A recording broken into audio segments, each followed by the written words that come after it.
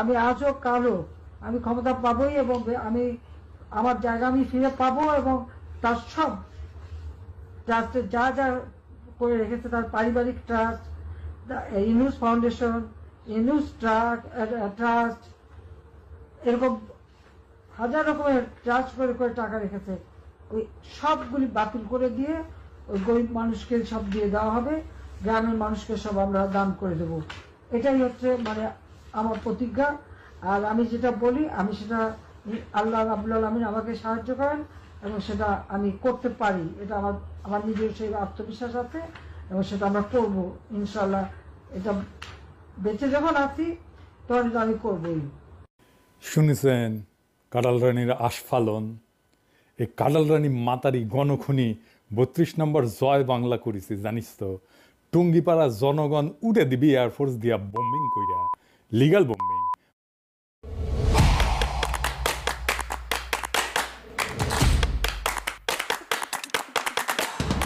Bombing কইরা, legal bombing. 32 নম্বর তো মাটির সাথে মিশানো হয়েছে, আর টুঙ্গিপাড়া গর্ত হবি, গর্ত গর্ত। ওটি পানি জমলে না, ওর মধ্যে মাগুর মাছ চাষ করবো। এই যে মাগুর মাছ ছেড়ে দেবো, ওরে ছেড়ে দেবো, সাঁতার কাটবি আর চিক্কর দিবি, এই কইয়া। বঙ্গবন্ধু মরে নাই, আমি মরি নাই, বঙ্গবন্ধু মরে নাই, আমি বঙ্গবন্ধু তোরে মায়ের চুটি জোরে পুটকি দিয়ে ঢুকাই দেবো আমি। তো হাসিনা ইনকা হুঙ্কার দেওয়ার সাহস কেমনে পায়? কারণ ইন্ডিয়া প্লাস ওয়াকার আর বিএনপি চুক্তি করেছে হাসিনার দলকে নির্বাচনে আনবি, তারপর এই টার্মে তারা বিরোধী দল বানাবে আওয়ামী লীগকে। বিএনপি তো লেজে গবরে করে ফেলবে প্রথম টার্মেই, তাইলে পরের টার্মে কনফার্ম পাওয়ারে আসবি আওয়ামী লীগ। তারপরে কি করবি সেটা তো কইলই, উই এটা সালসা খাইছে, ইন্ডিয়ান সালসা। এই সালসা খাইয়া হুঙ্কার দিতেছে। বিএনপি নিয়ে কিছু কভার চাই না, ঝ্যাপে পড়ে একেবারে হামার উপরে বিএনপির লোকেরা। এইভাবে ঝ্যাপে পড়তো আওয়ামী লীগ, হিন্দুত্ববাদী, বাঙ্গু প্রগতিশীল আর বামেরা আমার উপরে।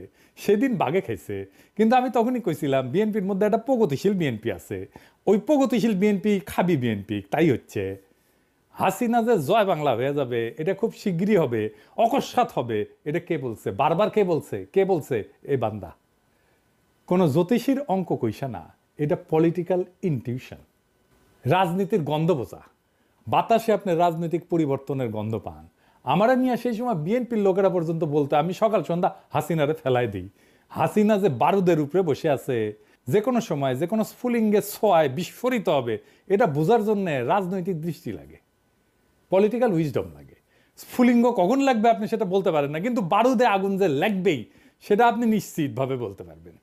সেই ইনটিউশন থেকে, সেই বুঝ থেকে, সেই আক্কেল থেকে আমি মনে করি বিএনপির কোনো রাজনৈতিক ভবিষ্যৎ নাই, যদি না সে নিজের রাজনৈতিক লাইন বদল না আনে।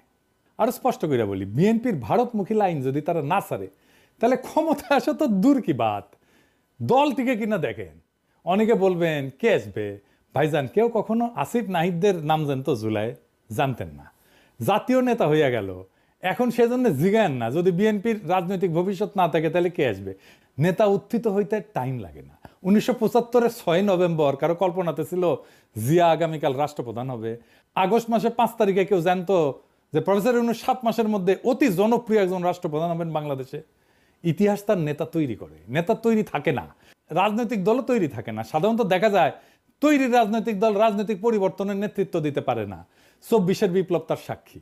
যাই হোক, এবার আসেন বিএনপির রাজনৈতিক কৌশল আর তার প্রতিক্রিয়া নিয়ে আলাপ করি। এই যে এত ঘটনা ঘটতে যাইতেছে, তার প্রতিক্রিয়া বিএনপি নেতারা উন্মাদ হয়ে গেছে। উন্মাদ হয়েছে কচু খেতিরা। কচু খেতি কারা জানেন না? কচু খেতিদের আজকে ধর্ম না, পিনাকি যারা সুইসে তারা জয় বাংলা করতে পারে নাই এমন উদাহরণ আছে, কিন্তু বেশি না, অল্প।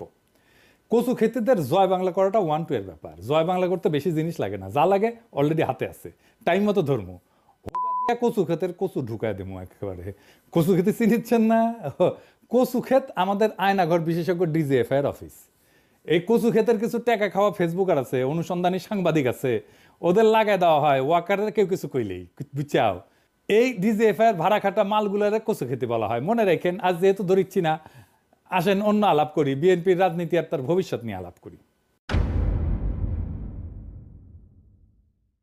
মঈন সাহেব আমেরিকাতে গেছেন বাংলাদেশ নিয়ে আলাপ করতে, রাগ ঢাক কইরে না, পত্রিকাতে আসিছে, খবর আসিছে। কয়েকদিন আগে মির্জা ফখরুল সাহেব বলছিলেন আমরা ভারতের পক্ষেও না, পাকিস্তানের পক্ষেও না, আবার আমরা আমেরিকার পক্ষেও না, ইংল্যান্ডের পক্ষেও না, আমরা বাংলাদেশের পক্ষে।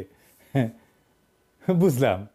তো এখন আমেরিকাতে যাইতেছেন কেন বাংলাদেশ নিয়ে আলাপ করতে? মানে আমেরিকার সাথে বাংলাদেশের ভাগ্য নিয়ে আলাপ করতে হবে কেন? পত্রিকায় কইতেছে বাংলাদেশ পরিস্থিতি নিয়ে মার্কিন কর্মকর্তাদের সঙ্গে বৈঠকের জন্য যুক্তরাষ্ট্রের ওয়াশিংটন ডিসিতে অবস্থানরত মঈন খান বলেন, তারপরে কিবা কইছে আর কি, ইংরেজিত কইছে, ইংরেজিত যেহেতু কইছে ঠিকই কইছে। বাংলাদেশ পরিস্থিতি মানে কি? মানে বাংলাদেশে কি হয়েছে যাতে আমেরিকার সাহায্য লাগবে? এখানে রয়টার্সের ব্যাপারটা বলি, এটা রয়টার্সে ছাপা হয়েছে, বুঝছাও? এটা দেখান এডিটর সাহেব, এটা রয়টার্স দিল্লি, ভালো করে দেখাই দেন এডিটর সাহেব, আসল রয়টার্স না, এটা রয়টার্স দিল্লি। এখান থেকে রুমা পাল বলে একজন ছিল, হাসিনার ফেসিবাদকে সার্ভিস দিয়ে গেছে, এইটা রয়ের মাউথপিস। সে বলতেছে ইংরেজি যেহেতু কইছে তাহলে ঠিকই কইছে, তাই না?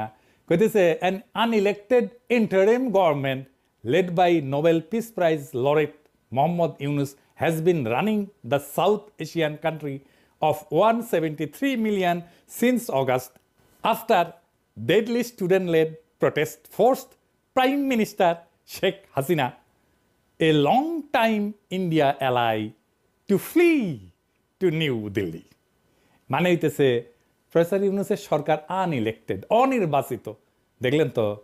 এইবার শোনেন মির্জা ফখরুল কইতেছে আনইলেক্টেড সরকার আর আনইলেক্টেড সরকারের শক্তির মধ্যে অনেক পার্থক্য আছে।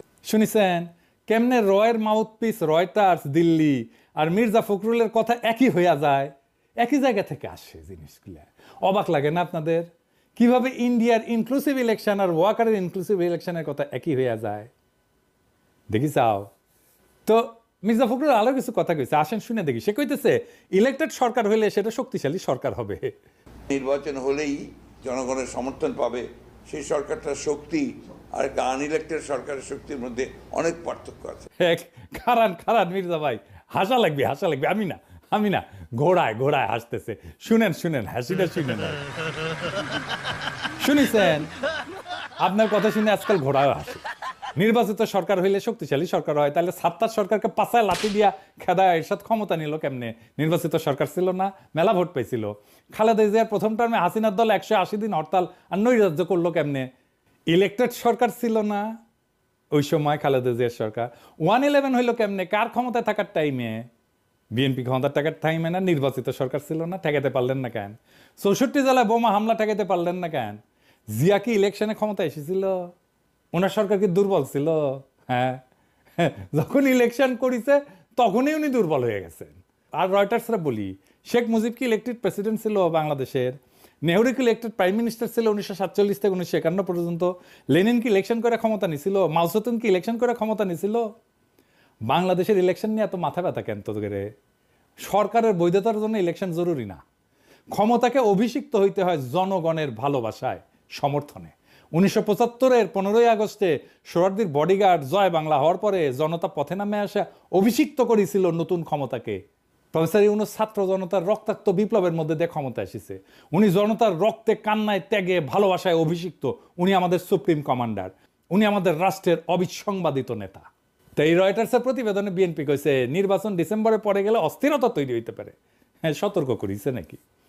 বিএনপির লোকেরা একটা কাটপিস করে আমার ভিডিও বানাইছে আমার বক্তব্য নিয়ে, যে আমি কইছি বিএনপি একটা গণতান্ত্রিক রাজনীতি করা দল, নির্বাচন তো চাইবেই। কথা সত্য, আমি এটা বলছি, কথাটা আমি এখনো বলি। বিএনপির নির্বাচন চাওয়াতে তো কোনো সমস্যা নাই, আমার কারোই নাই। আমার সাথে শয়তানি করিবেন না, ইনকে কইরা শয়তানি করলে কিন্তু শয়তানি হামদাই দিব পিছন দিয়া। আমি এখনো সেটা বলি যে নির্বাচন চাওয়ার অধিকার আছে বিএনপির। নির্বাচন চাওয়ার জন্য আপনার কোনো সমালোচনা করি নাই, সমালোচনা করিচ্ছি আপনারা সংস্কার চাইতেছেন না, এমনকি বলতেছেন এই সরকার সংস্কার করলে সেটা ছুঁড়ে ফেলায় দেবেন। আপনাদের চাওয়া শুধু নির্বাচন নির্বাচন নির্বাচন। বুঝাই বলি, বিএনপির সাথে কেন আমাদের বিরোধ নির্বাচন নিয়ে? Let me guess. You're thinking about going to therapy. And as a therapist myself, of course I'm going to say that's a great idea. But কেন আমাদের বিরোধ নির্বাচন নিয়ে? ক্ষমতা খুব আকর্ষণীয় জিনিস, একদম সেক্সের মতো, বুঝছাও? কিন্তু ক্ষমতার সেক্সের মধ্যে মিল কি জানেন? মনের একটা দেওয়ানার বিষয় থাকে দুই ব্যাপারেই। দুইজনের মনের মিল হইতে হয়, তাইলে শারীরিক সম্পর্কটা মধুময় হয়। এই সম্পর্কের মধ্যে কমিটমেন্টটা গড়ে ওঠে মন দেয়া নেয়ার মধ্যে দিয়া, যারে আমরা প্রেম বলি। শুধু শারীরিক সম্পর্কটা হইতেছে নির্বাচন আর ক্ষমতা, আর রাষ্ট্রের সংস্কার হইতেছে সেই প্রেমের মতো দেয়া নেয়ার সম্পর্ক, যেটা আপনার পূরণ করতে হবে। কারণ রাষ্ট্রের সংস্কার এই জুলাই বিপ্লবের একটা অন্যতম প্রধান লক্ষ্য ছিল। নির্বাচন তো কোনো দফাই ছিল না, নির্বাচন ছিল 9 দফায়, নির্বাচন ছিল না। ওই 9 দফায় ছাত্র সংসদ নির্বাচন ছিল, ওইটা তো আপনি আবার করতে চান না, কারণ আপনার ছাত্রদল হারবে।